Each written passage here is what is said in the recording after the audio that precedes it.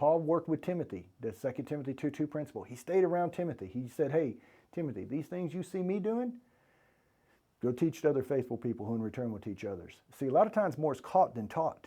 That's why it's important to get in the right rooms with the right people.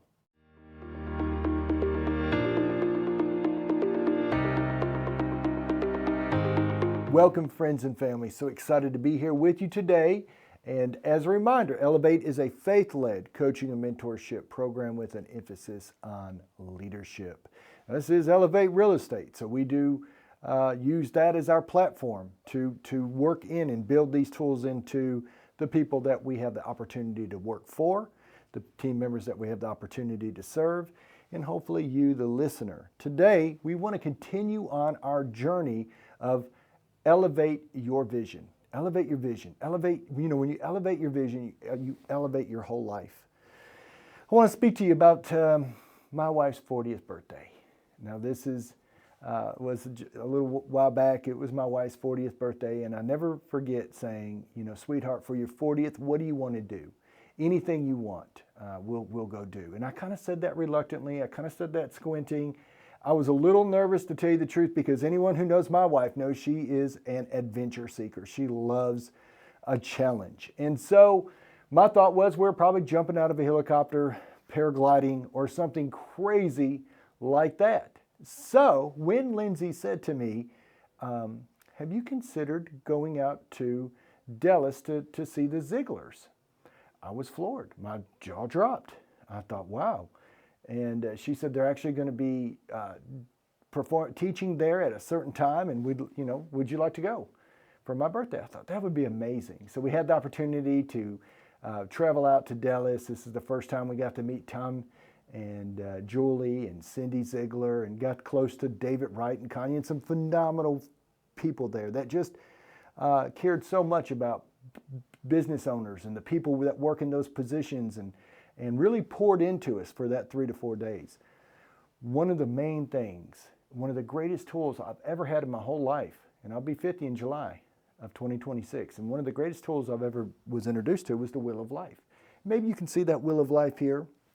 Basically, Ziegler created the Wheel of Life with the thoughts in mind of having a more balanced life. And you hear a lot of top professionals say you can't have balance and life at the same time. You're either going to be really good in one area and just kind of suck in all the other areas, or vice versa. Zig was trying to help people think bigger. When you hear all the time that as human beings we use about 20% or 8% of our capacity when we have 100% to give, and like we're using probably less than this day and age, the numbers have went up to about 40 thanks to technology. But guys, we have a lot more to give. And I do believe that there is a value to being more balanced in your life. So an awareness is where that started. Zig did the Wheel of Life, and basically he kind of broke it up into different areas: family, physical, mental, your personal, your career, and spiritual. And the thoughts are, as you fill out this Wheel of Life on a scale of 1 to 10, where are you? Like on your family, are you a 10, but on your finances, or your career, a 1, well then, then eventually being low in some of the others may affect the others. So maybe you're great in your physical life, but your spiritual life's at a 1. So the idea of the Wheel of Life is to make sure that you're not getting lopsided. See, when a wheel goes down the road, and if it's got a flat or a dull end to it, it's going to be a thump, thump, and it's going to affect the whole ride. So Ziegler was very intentional in creating a visual so that you could see the Wheel of Life. Now, today, my thoughts are, how important is it that you have balance and that you have this wheel? Not just, on a scale of 1 to 10, 10 being the very best, are we sitting at a 5 in our personal life, maybe a 5 in our mental, and a 4 in our physical, and a 5 in our family, and a 4 in our spiritual, and our career, maybe a 3. The thing is, guys, we should be trying to push out every bit of this. We should be going to a 10 in every area. How do we do that? Well, I think it starts with a vision. I think you have to have a vision, a direction that you want to go. I want to take you back a few years ago, many years ago, decades ago. In fact, John Semino and I were invited to go to South Carolina, Walla Halla. This is a missionary school. Up until then, I was in a lot of trouble. Name in the paper quite often, never for doing anything outstanding, always for trouble. And here I am, got born again about a year ago, and right about at a year, I'm in South Carolina, Walla Halla for a 9-month missionary school. Put out one of my last cigarettes on that parking lot. Got to go in, and I got exposed to big people, bigger thinkers, guys like Elliot Tepper, who was one of the people that had been through this missionary school. He graduated, in fact, top 10 in his school in Harvard. Got a little bit on the wild side, had a bad experience that led to a come to Jesus experience. And in that time, Elliot got born again. And he went through this missionary school. And what Elliot has done is he set up patels all over the world. We went to one actually in Mexico. He's in Spain and Russia. All over the world he set these patels up. Basically, places where the down and out can come and have hope. They're basically drug rehabs. He actually wrote a book called We Run Because We Can't Fly, I believe was the name of the book Elliot wrote. And Elliot, at one time, 40% of his staff was HIV positive. Now this guy graduated top 10 in Harvard, could have probably went on to have a career in any financial institution he wanted to, but yet felt the need to give back, the need to share and help others that were less fortunate than he was. So guys, I want to talk to you about that spiritual will. How do you grow? How do you get a vision for your spiritual will? Well, honestly, I think one of the best ways to get a vision for a spiritual will is get around bigger thinkers, people that are playing at another level. See, before I went to that missionary school, my opinion of men that are almost my age now, 50, 60, 70, I looked at them and thought they were big kids. I mean, the way I seen them on construction sites, the way I seen them at the card tables, these guys like to laugh and cut up, grunted and kind of hated working, but they did it because they needed a paycheck. That's what I seen. But now I'm here in South Carolina and I'm looking at these people that are spending their entire life giving back to others. Jim and Ann Meredith, who went to Africa and lived in tree huts while they were missionaries to these folks. Jim was a retired banker and lived the last decades of his life serving as a missionary. And now at the age he was, he's come back to teach in a school that we were in. I have been exposed to so many great spiritual leaders. Rice Brooks up in Brentwood in Nashville. This guy helped direct the movies, God's Not Dead. He went on to college campuses and preached and proclaimed the gospel to college students.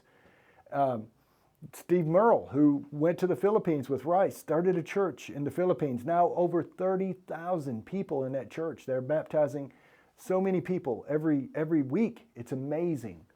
But if I hadn't got out of my little place called Doyle, Tennessee, and you guys probably could go on a map and find that. That's where I was born, Doyle, Tennessee. And by the way, if you're from Doyle, it's Dole, Tennessee. I said Doyle. My folks are from the north. And so they taught me how to say Doyle. And I didn't fit in at Doyle School. So the cool thing is, guys, that's where I grew up though. And I love Doyle. My dad's still there. It's a beautiful place, but it's not the only place.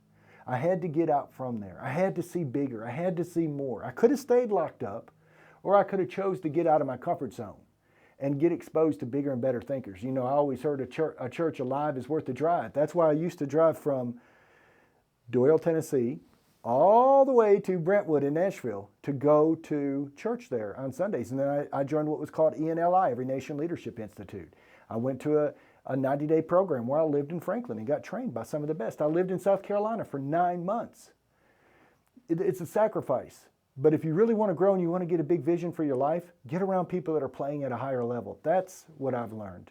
And so that's my encouragement to you. The Bible says without a vision, my people perish.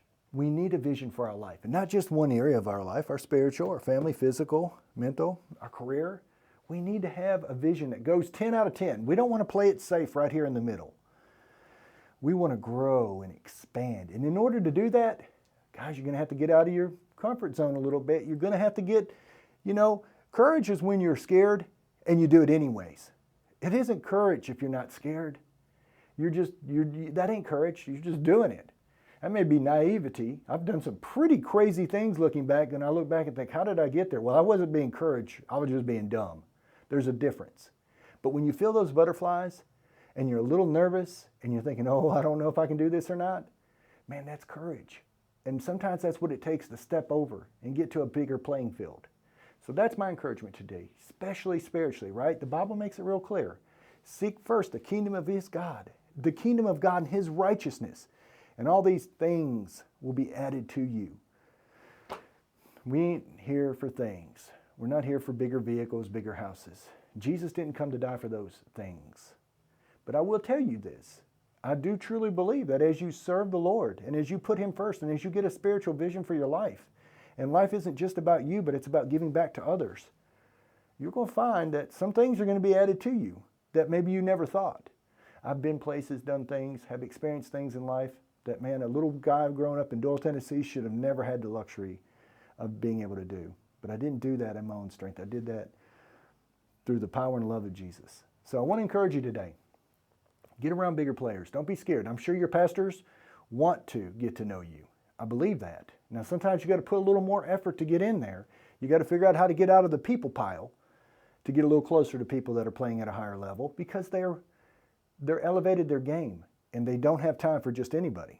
You know, when Paul worked with Timothy, the 2 Timothy 2:2 principle, he stayed around Timothy. He said, hey, Timothy, these things you see me doing, go teach to other faithful people who in return will teach others. See, a lot of times more is caught than taught. That's why it's important to get in the right rooms with the right people. Folks, I hope this helps. If it does, please like and share. Thank you.